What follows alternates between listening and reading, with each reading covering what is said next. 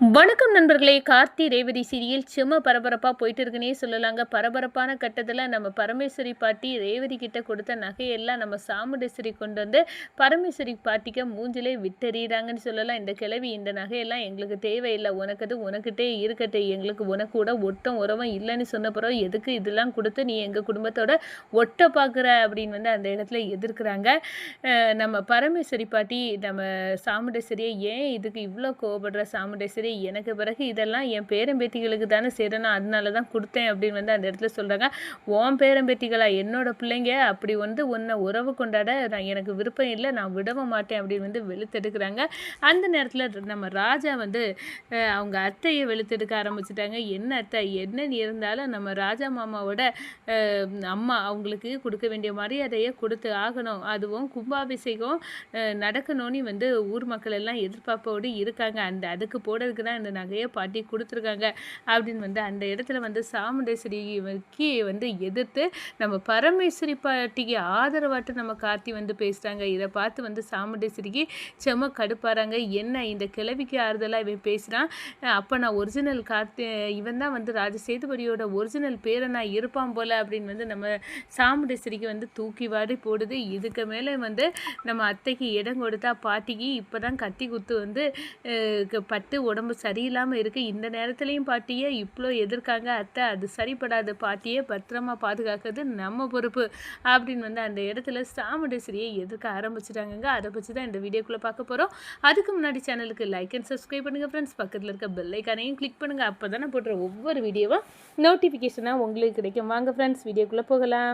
First எடுத்த உடனே பார்த்தோன்னா ஒரு செம அதிரடியான பரபரப்பு கட்டம் தான் நம்ம சாமுண்டேஸ்வரி கிட்ட ஏற்றி விடுறாங்க நம்ம சந்திரகலா. அக்கா, அந்த கிழவி என்ன பண்ணிச்சு தெரியுமா, நம்ம ரேவதி கிட்ட ஒரு கட்டப்பை நிறைய நகையை கொடுத்து இதெல்லாம் கும்பாபிஷேகத்துக்கு போட்டுட்டு வாங்க அப்படின்னு வந்து கொடுத்து விட்ருக்கா, உனக்கும் சேர்த்து தான் கொடுத்து விட்ருக்கா. அந்த கிழவியே ஒட்டு இல்லை உறவு இல்லைன்னு ஆன பிறகு எதுக்கக்கா இந்த கிழவி இப்படி பண்ணணும், அதை தான் இப்போ எல்லாரும் எடுத்து பார்த்துட்டு இருக்காங்க அப்படின்னு வந்து சொல்கிறாங்க. அதே நேரத்தில் நம்ம சாமுண்டேஸ்வரியை பார்த்தோன்னா ரேவதி ஓடி போகிறாங்க. அம்மா பாட்டி ஆசையோட உனக்கும் நகை தந்தாங்கம்மா, பார்க்க நல்லா இருக்குல்ல, இது உனக்கு தான், நீ வந்து கும்பாபிஷேகத்துக்கு இதை போட்டுட்டு போகணும் அப்படின்னு வந்து சொல்கிறாங்க. என்ன அப்படின்னு வந்து வாங்கி அப்படியே ஒத்த எரி, இதெல்லாம் அந்த கிழவிக்கு மூஞ்சிலே விட்டரிக்கா, அந்த கிழவிக்கு எவ்வளோ தைரியம் இருந்தால் நம்ம ரேவதிட்ட இந்த நகையெல்லாம் கொடுத்து விடுவேன் அப்படின்னு வந்து சொல்ல நேரம், சரி இதை இப்போவே கொண்டு கிழவியோட மூஞ்சில் விட்டெறிஞ்சிட்டு வரேன் அப்படின்னு வந்து நம்ம சாமுண்டேஸ்வரி அதை வாங்கிட்டு போகிறாங்க. இதை பார்த்த உடனே நம்ம ராஜா, ஐயையோ ஈஸ்வரி என்ன காரியம் பண்ண, இப்போ தான் அம்மா கத்தி குத்துலேருந்து மீண்டு வந்திருக்காங்க, இப்போ வந்து நீ இதை பண்ணி அவங்க மனசை கஷ்டப்படுத்திடாத, நீ வந்து அவங்க வந்து உனக்காக ஆசையாக கொடுத்து விட்டது போட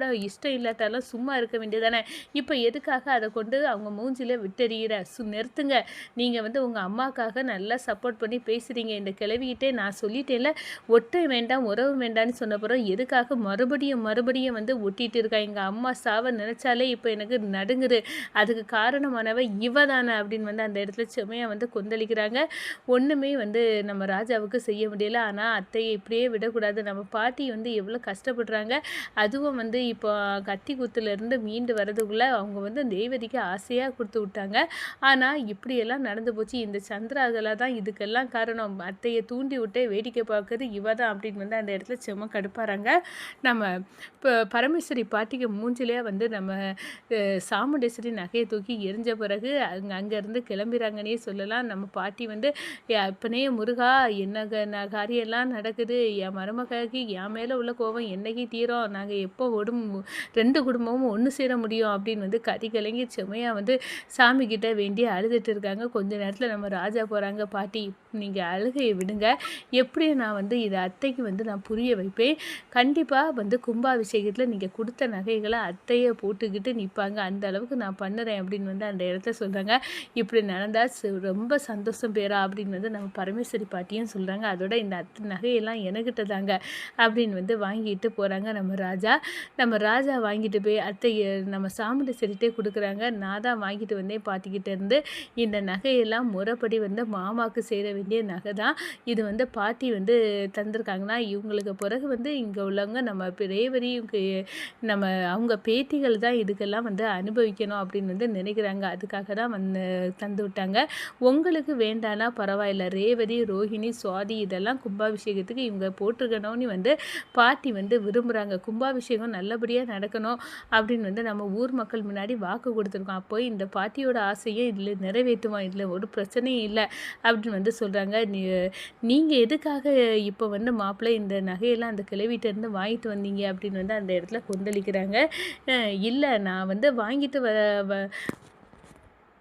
வரக்கூடாது அப்படின்னு தான் இருந்தேன். ஆனால் பாட்டி நல்லாவே வந்து நீங்கள் திட்டில் அப்படியே நடுங்கி போய் நிற்கிறாங்க. வயசான காலத்தில் அவங்க இப்படியெல்லாம் கஷ்டப்படக்கூடாது. நம்மளால் முடிய நேரம் வந்து கண்டிப்பாக அதை வந்து அவங்க தப்பு வந்து எனக்கு செய்திருப்பாங்களா அப்படின்னு டவுட்டு தான் அப்படின்னு வந்து நம்ம ராஜா வந்து சொல்கிறாங்க. இதை கேட்டோடனே நம்ம சந்திரகலை தாம் தும்னு குதிக்கிறாங்க. என்னக்கா உன் மாப்பிள்ளையை பார்த்தா வந்து இப்போ உன் ராஜ சேதுபதியோட பேரையும் போல் பேச்செல்லாம் போகுதா அப்படின்னு வந்து அந்த இடத்துல கேட்குறாங்க. விடு சந்திரா, இவரும் வந்து பேரனை ஆயிட்டார் போலுக்கு. நான் வந்து அன்னைக்கு அந்த கிழவியை பார்க்க போனப்போ இவர் வந்து நான் உங்கள் பேரை மாதிரி தான் பாட்டி அப்படின்னு வந்து சொல்லிட்டு இருந்ததை நான் காதால் கேட்டேன் அப்படின்னு வந்து அந்த கிழவி யாரெல்லாம் வந்து பேசுகிறாங்களோ அவங்களெல்லாம் இப்படி தான் அவள் பக்கம் இழுத்துக்கிடுவா.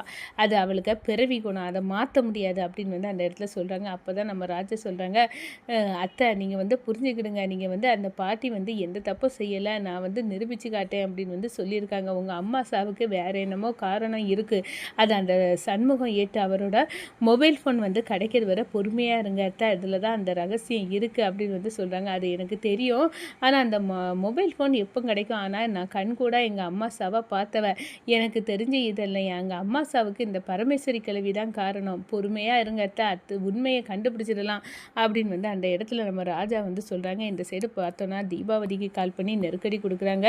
தீபாவதி என்ன என் மாப்பிள்ளையை பற்றி உண்மையை கண்டுபிடிச்சியா என்ன அப்படின்னு வந்து கேட்குறாங்க. அதில் கொஞ்சம் கிளாரிஃபிகேஷன் இருக்குது, நான் அதை வந்து எல்லாம் தெளிவுபடுத்தி தான் உண்மையே சொல்ல முடியும், எடுத்தோம் கவுத்தோன்னு இந்த விஷயத்தில் சொல்ல முடியாது அப்படின்னு வந்து அந்த இடத்துல வந்து நம்ம சாமுண்டேஸ்வரி வந்து சாமுண்டேஸ்வரி கிட்ட நம்ம தீபாவதி சொல்லுறாங்க. இதை கேட்டு அரண்டு போய் நிற்கிறாங்க நம்ம தீபாவதி. அதனால் நம்ம சாமுண்டேஸ்வரியை வந்து தனியாக கூட்டு வச்சு பேசுகிறாங்க. இந்த பாரு சாமுண்டேஸ்வரி, எனக்கு தெரிந்தவரை நான் பரமேஸ்வரி பாட்டி வீட்டில் நான் வேலை பார்த்தேன், ஆனால் வந்து பாட்டி வந்து உங்கள் அம்மாவை கொன்னது மாதிரி இல்லை, உங்கள் அம்மா சாவுக்கு வந்து வேறு ஏதோ மர்மம் இருக்குது, அதை கண்டுபிடிக்கணும், கண்டிப்பாக வந்து அதை கண்டுபிடிச்சா நம்ம வந்து கியூர் ஆகிடலாம். ஆனால் ராஜ சேதுபதியோட பேரை உன் மாப்பிள்ளை அப்படின்னு என்னால் இப்போதைக்கு உறுதியாக சொல்ல முடியாது அப்படின்னு வந்து சொல்ல நேரம் நம்ம சாமுண்டேஸ்வரி சொல்கிறாங்க, எங்கள் அம்மா சாவுக்கான காரணத்தை தீபாவதி உன்னால் கண்டுபிடிக்க முடியும்னா நீ எனக்கு கண்டுபிடிச்சி கொடு அப்படின்னு வந்து அந்த பொறுப்பை நம்ம சாமுண்டேஸ்வரி வந்து தீபாவதி கிட்ட ஒப்படைக்கிறாங்க. சரி, நான் சீக்கிரமாக வந்து கண்டுபிடிச்சி கொடுக்குறேன் உங்கள் அம்மா சாவுக்கான காரணம், அது வரை பொறுமையாக இருக்கணும் சாமுண்டேஸ்வரி அப்படின்னு வந்து அந்த இடத்துல சொல்கிறாங்க. நான் கும்பாபிஷேகத்துக்கு தொடங்கிறதுக்கு நடக்கிறதுக்கு முன்னாடியே இந்த உண்மையெல்லாம் தெரிஞ்சுக்கணும்னு நினச்சேன், ஆனால் இது எல்லாமே வந்து அப்படியே வந்து தெரியாமல் போயிடுச்சு, இப்போதைக்கு என்ன வேறு வழி இல்லை, கும்பாபிஷேகம் நடக்க தான் போகுது அப்படின்னு வந்து சாமுண்டேஸ்வரி வந்து நினைக்கிறாங்கங்க. வணக்கம்.